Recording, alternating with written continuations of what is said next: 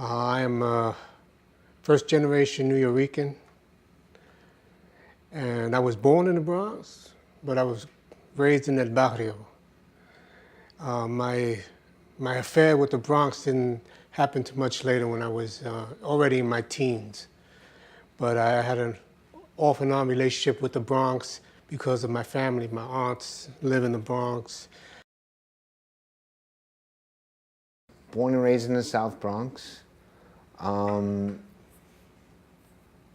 picked up photography at an early age. As a matter of fact, I picked up photography around 72, 73 when I was enrolled in Agnes Russell private school at Columbia University. And I actually have my report card from back then. It says Joe is excelling in photography. So that was pretty cool. And photography's just been a love and passion of mine. I was born in 1957. We were living on Beck Street. And I spent the first 7 years of my life on Beck Street, right by Intervale, actually. And I remember when I was 5 or 6, the neighborhood started to change. The windows were being broken fairly often in our building.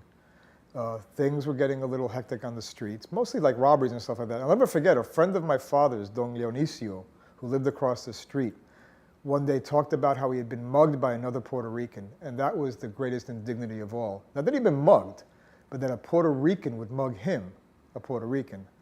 And so I remembered that. We moved from the neighborhood pretty soon after that.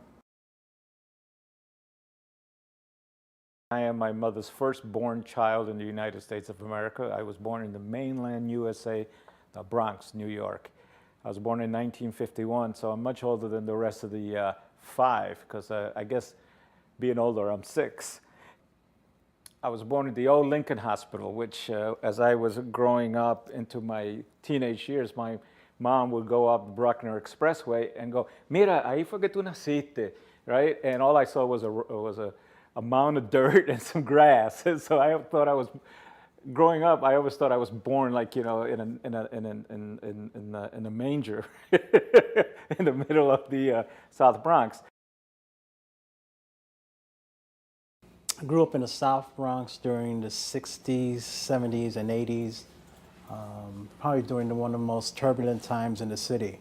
It was rapid transformation from a community that was heavily populated by blacks and Latinos to being aggressively depopulated over a short period of time during the 60s and 70s, where you grew up walking through the streets of the South Bronx and a rubble-strewn lot and an abandoned building or a building that was collapsing was the norm. But in the midst of, you know, that existence, there was a large and vibrant community. I was born in the Lower East Side, Loisaida, LES, and my mother moved up to the South Bronx when I was about 6 months old. I grew up in the Bronx at a time where the fires had already done a great deal of damage to the neighborhood.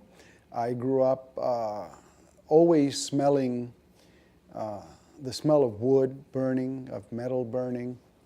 It was always part of kind of the atmosphere, and you would always hear fire trucks zooming by at all hours of the night.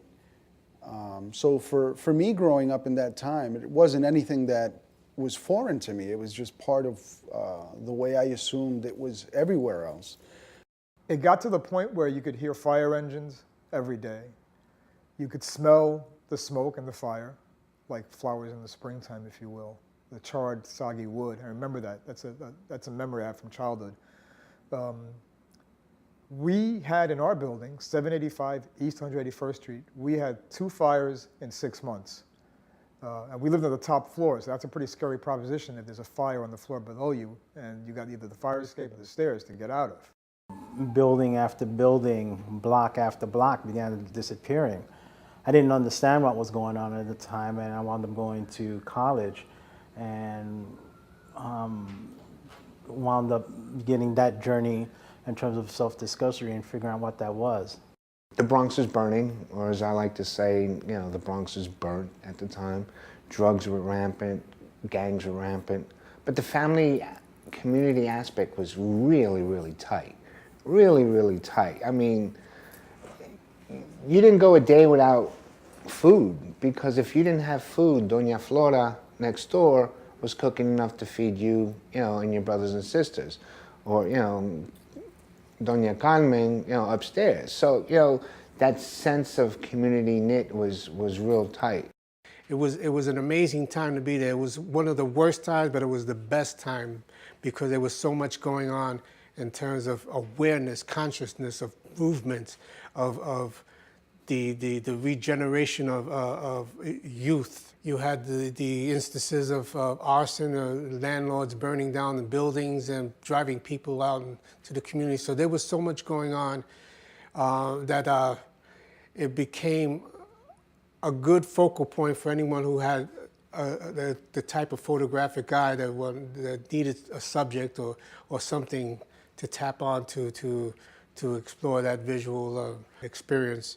Basements were like these weird places with like magical chambers or dungeons or scary chambers or whatever.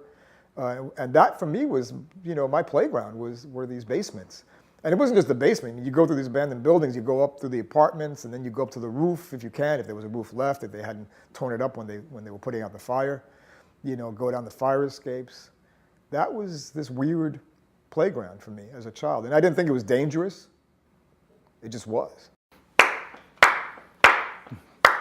And everywhere I went, around the corner, back then everybody had a record store, and all you heard was La Clave everywhere.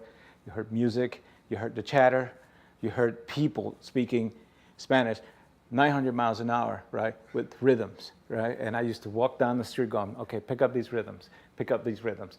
Bronx taught me, you know, how to pick the rhythms of how to walk a street, you know, and listen to everything, because the survivors of the Bronx were, you better listen.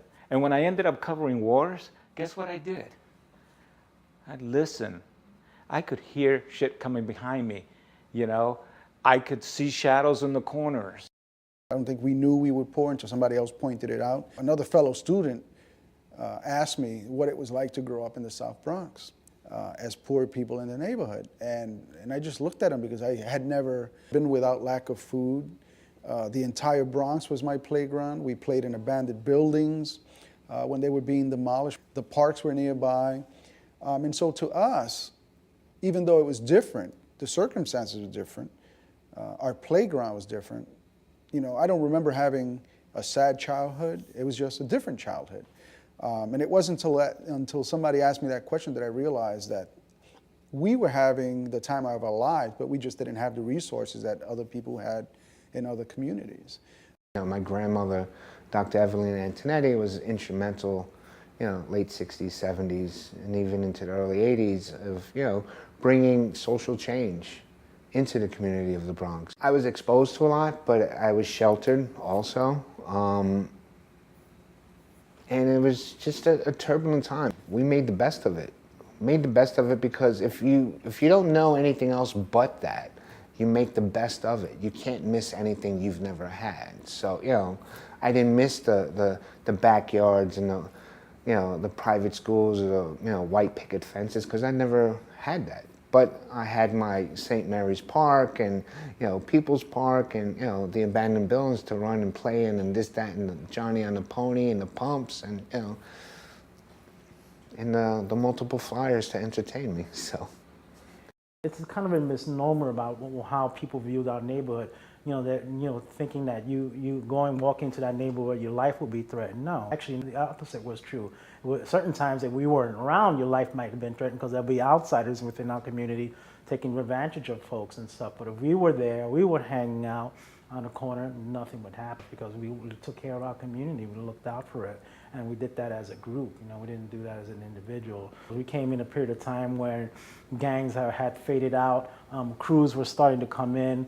And we rejected all of them because we already saw the fallacy of that type of environment and stuff, and we didn't want that for ourselves, and more importantly, we didn't want that for our community. And so in that sense, we were very, very vigilant about what went on.